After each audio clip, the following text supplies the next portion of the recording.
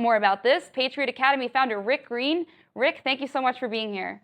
Hey, Anna, don't sell yourself short. You're a great talking head. I mean, you got wisdom way beyond your years. So you're spot on today with the real root cause of what we're dealing with. So good stuff. Well, thank you, Rick. But tell us more about these writs of assistance. And I mean, they were an issue for a while. They're pretty much why Americans needed to fight the revolution. It seems like we're seeing a lot of the same overreach that caused the revolution. It's almost like we're going back in time here. Yeah, unfortunately true. We're repeating the history because we don't know it. You know, you go all the way back to 1761, as you were talking about. In February of 61, James Otis gave a 5-hour speech in the legislature. We actually cover it in our Biblical Citizenship in Modern America right there in week 2. I just want to read a little part of it to you. And he's talking about these writs of assistance because he understands the laws of nature and nature's God. And we often talk about the castle doctrine, thinking Second Amendment, it's our right to defend our home. But it was actually all about your home being your castle. Here's what he said. I will to my dying day oppose with all the powers and faculties God has given me all such instruments of slavery and villainy as this writ of assistance is. It's the worst instrument of arbitrary power, and it is destructive of liberty. Now, you're going to love this part, Anna. He said that this allows for, he said, it is a power that places the liberty of every man in the hands of every FBI agent. Okay, he didn't say FBI agent. He said it is the power that places the liberty of every man in the hands of every petty officer, aka FBI agent, who may reign secure in his petty tyranny and spread terror and desolation around him. Both reason and the Constitution are against such writs. Listen, here's what he was saying. This is wrong to basically be able to go in with a piece of paper, search the entire house for whatever you want, because that house is that man's castle. That's why the Fourth Amendment says you've got to be very specific in what you're after. I've read this warrant. It was so general, it allowed them to go in and rifle through everything in their house, take basically any piece of paper that they wanted. John Adams said of that speech in February 1761 that that was the beginning when independence was birthed, and that it grew up 15 years later into manhood when they actually declared independence. That's how important this is. That's why the raid at Mar-a-Lago was so incredibly wrong. Not just that it was against a president, but that it was against an American citizen in a way that it should have never been done. And Anna, as you know, they've been doing this to ordinary citizens like you and me for years. So I'm glad this happened because it's bringing attention to it, and we can finally start talking about dismantling this horrible system that's being used to abuse American citizens. Yeah, I'm glad you brought that up, that this has been going on for years, because not only years, but even just January 6th, just recently, about a year ago, we saw this happening to ordinary American citizens. I have friends that this has happened to. I'm sure you do too. The government has been going after people for quite some time, even before that too. But it seems like Trump has been the person to sort of turn the tides here on a lot of different issues, like that have indicated government corruption, because not only did he wake us up to the FBI corruption and the deep state corruption and everything, but he also woke us up to the establishment. Obviously, we saw Liz Cheney. She just lost her primary in Wyoming. Prior to that, I don't think she would have been able to win all the, I think, 2 or 3 terms she had under her belt already, had people known. I mean, it's crazy that it took President Trump. I mean, it's a good thing. I'm glad, to your point, that this happened in a way because it woke us up. But it's crazy that it took that much. Do you think if people were more educated on this, our history, that it wouldn't have taken him to wake us up to all of this? 100%. 100%. You know, John Jay was our first Chief Justice, and he said that every member of the state ought to read and study the Constitution so that they'll know their rights, perceive when they are violated. And that's the part we've missed. And then know how to properly stand up and defend and assert those rights. We don't perceive the violation anymore because we don't know the Bill of Rights. We don't know the Constitution. We don't know common law and just our traditions in our country of what's actually right and wrong. It's the American value system that needs to be restored in our country. And you're right. I mean, there's something about Trump being willing to call people out. And I know some people don't like the way he does it. He's rude sometimes. He uses language I might not use in terms of being insulting and all of that. But because of his brashness, because of his willingness to not just play the nice game. You know, politicians are always playing, oh, I don't want to say anything bad about another politician. Once they're in the club, they think they have to be nice to everybody in the club and never call anybody out. Trump didn't just upset that apple cart. He turned it over. He kicked it. He pushed it down the street. I mean, he's absolutely changed the game. And you nailed it. What we saw with Liz Cheney, I mean, not just a defeat, an absolute rout. I mean, 2-1, she was defeated. I think you're going to see more of that. 8 of the 10 that voted for impeachment defeated. And it's because Donald Trump's willing to call them out. He's willing to keep pounding that bully pulpit with the truth. And too many politicians have been too soft for too long. I hope there are more and more like him in that regard. Yeah, and of course, a lot of people are asking right now, well, what can we do after this raid on Mar-a-Lago? Of course, Marjorie Taylor Greene called to impeach Merrick Garland, but whether or not we likely won't have the votes right now to do that. But the question then becomes, what can Americans do, maybe not short term, but long term, to sort of overcome this? Of course, the obvious answer is, okay, well, let's take back the House in 2022 as conservatives. But beyond that, what can just regular citizens do to fight against this? Because there may come a time when Americans may have to take up arms. And I think we need to be mentally prepared to have the backbone to do that, to be honest. Yeah, and that's why education is so important. And like most things, it begins with us. We have to study ourselves, not just so that we know when our rights are violated, but that last part of what John Jay said, so that we know how to properly defend and assert them. We have so many tools right now to peaceably defend and assert our rights, but we're not using them. And that's how you end up in a civil war. That's how it ends up going physical and being an actual physical war instead of an intellectual war. So right now, the most important thing people can do is study the Constitution. Take one of our courses at Patriot Academy. Get online and find community where you can enjoy a discussion about these things so that you're prepared and you know how to argue these things, and so that you know when it is proper to potentially have to take that next step. I hope we never get to that point. But if we don't know how the system works and we don't know how to peaceably do this right, somebody out there is going to go off half-cocked, and they're going to create a situation where the government can crack down even harder. And that's what I think they're trying to do right now, is bait conservatives and lovers of liberty into doing something foolish right now. We've got to keep them from doing that. It doesn't mean don't take action. It means take action. But right now, it's all about intellectual warfare. That's the most important thing people can do. You mentioned it, voting, obviously winning back 2022. But I'm talking about doing more than voting. Show up at the legislature and testify. Show up and be that physical force in their face. I don't mean rudely in their face, but so that when they have a town hall, pack the house and let them know where the people in that district are. That's the kind of First Amendment, freedom of assembly, petitioning our government for a redress of grievance we've got to get the people doing again. Yeah, I'm glad you brought that up, because also at the same time that we saw this raid on Mar-a-Lago, also the IRS is hiring 87,000 new agents. I'm going to bring up this headline. And they're really coming after middle-class Americans with this new Inflation, quote, Reduction Act, which obviously we know will not reduce inflation at all, quite the opposite. But it's even more sinister than that. It's like they really have this, agenda against the middle-class America. I talked about that at the top of the show. But this is, we have to, as you always say, be dangerous. Don't be safe. We have to we were in the 1700s, we used to tar and feather tax collectors. I mean, look at that picture. I mean, that looks scary. I wish tax collectors were this scared of us. I wish that the government was this scared of us.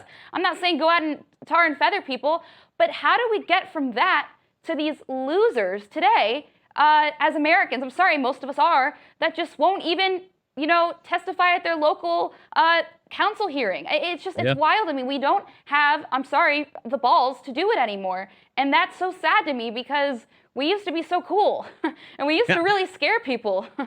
I have a phrase for that, and it's called constitutional cojones. All right, we got to get our constitutional cojones back and actually go before the Constitution to the Declaration. We mentioned John Adams' quote about when independence was born. Well, think about the Declaration of Independence. 27 reasons they were willing to go to war, willing to have a revolution, willing to start over and start a new nation.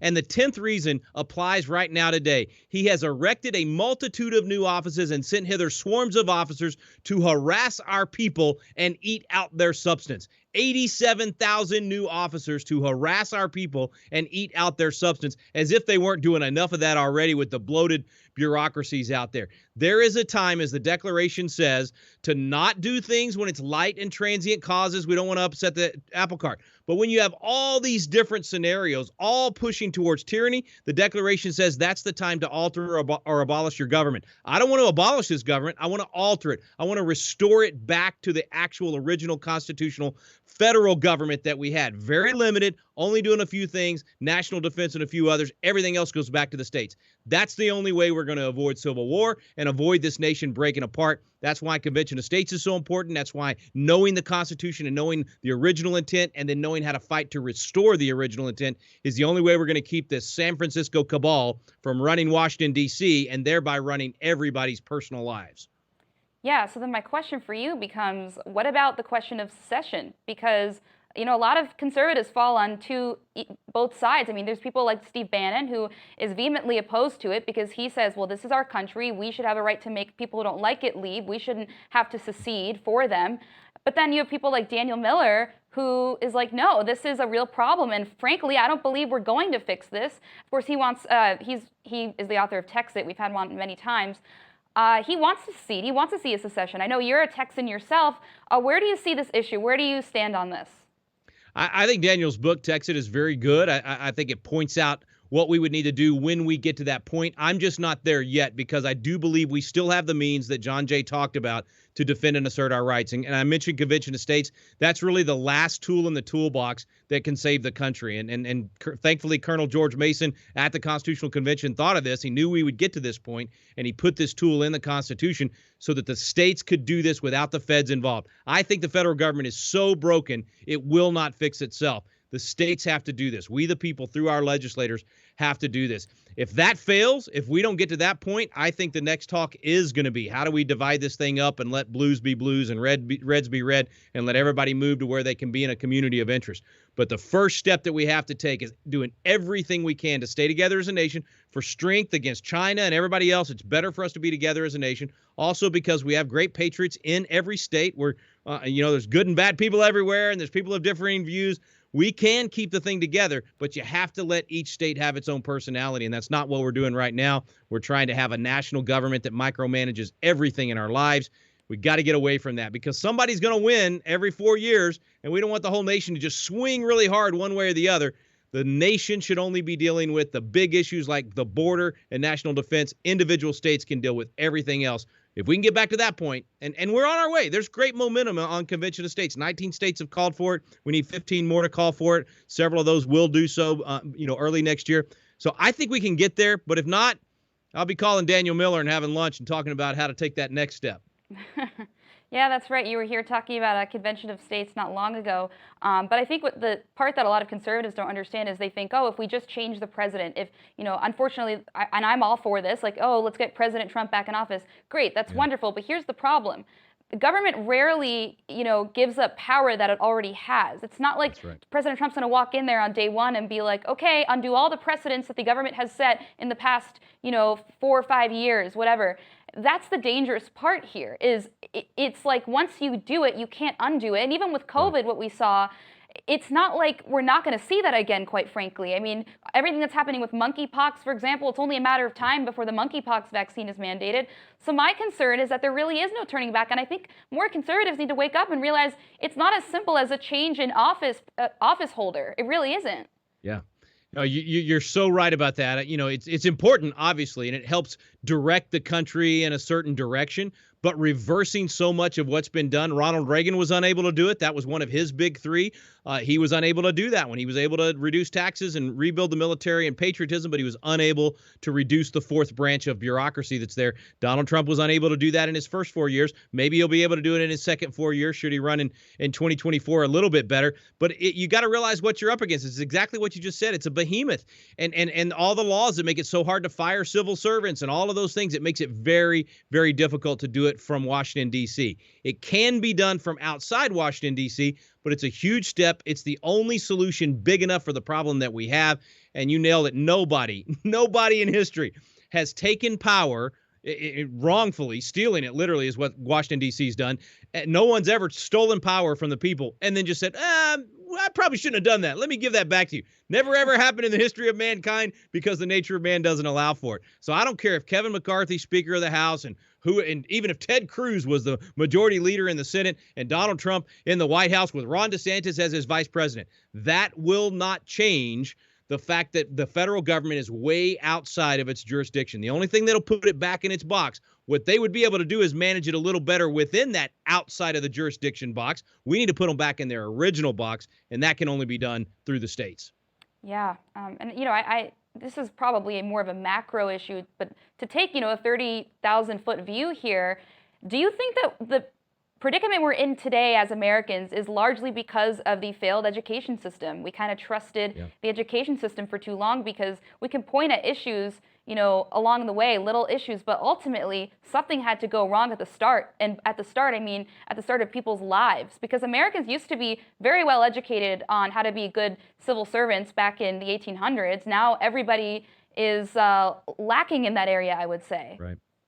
Yeah, and back in May of 2020, when we could tell this COVID thing was going to, the reaction from government was going to be so out of hand, I gave a speech at a rally in Dallas, and I said, listen, it's not the petty tyrants. We expect politicians to be petty tyrants if you give them the power. It's not even the people being so pliable and sheep-like and willing to give up their freedoms. That's not the root cause. The root cause, those things are happening because of what's been festering underneath for decades. And it's what you just described. It's civic ignorance. It's not knowing how to be a good citizen. And most states in their state constitution, it actually says the reason for the public school system is to have, quote, informed citizens. It's to teach people how the system works so that they can defend the system and keep the American values alive. We stopped doing that. We stopped teaching civics. We started teaching all this radical leftist philosophy. We started bringing all the environmental scare tactics to make everybody worry the world was going to end next year, so government had to save you. That was a perfect setup for COVID. So, yeah, it's the education system, without a doubt. There's an education revolution happening right now, which is good. All the bad about COVID brought about some good. It woke up a ton of parents. They're pulling their kids out of these indoctrination camps we call public schools. They're homeschooling or going to private school, and they're getting the truth into their children. I think if millions and millions more families do that, and I think homeschooling tripled in the last couple of years, if that continues to happen, we've really got a chance at getting this thing right. But the education system's at the heart of it. You're right. Yeah, unfortunately, that's the case. And I know a lot of women get upset when I say this, but we need more women at home, too, with their kids, with their families. We need more families to stick together. Amen. Sadly, that's a big part of the collapse we're witnessing. But thank you so much, Rick. Great insight, as always. Great historical background knowledge. I can't give it to them, so I'm glad you can. So thank you for that. Thanks, Anna. Always good to be with you. Have a great one.